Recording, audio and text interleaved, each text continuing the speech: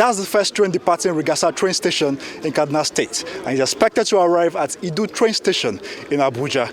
With a new outer appearance, the train, moving in a linear motion, is conveying hundreds of persons, and passengers aboard the train express optimism about the resumption of the train services. I've been looking forward to this.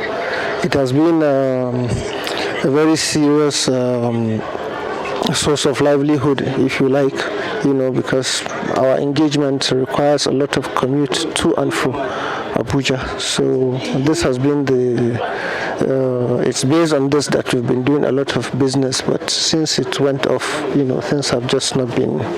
So we are very delighted that it's back. I've seen some improvements from what was obtained in the past.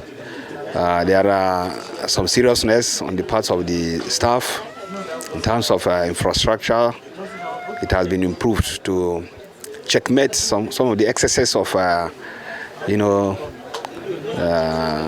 security issues. Passengers could be seen presenting their national identification number and valid boarding tickets before being allowed to board the train.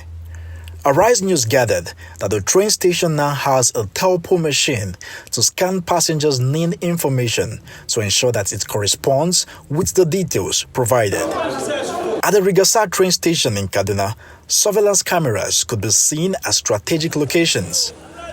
We took a tour inside various coaches of the train, and there's a visible presence of armed personnel providing adequate security for passengers and their luggage. What I've seen has passenger confidence, has built a lot of prospect to show that the government has put some features in place, especially in terms of security.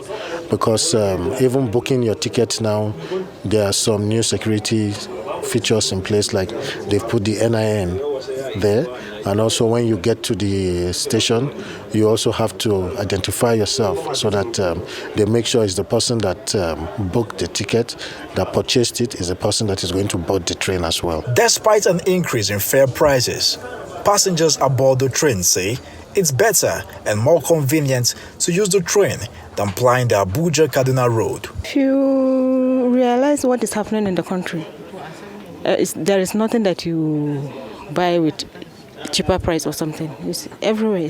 Even when you go to the car park, you are taking the road, it's still the same thing. The Nigeria Railway Corporation says there will be 2 return trips between Abuja and Kaduna daily.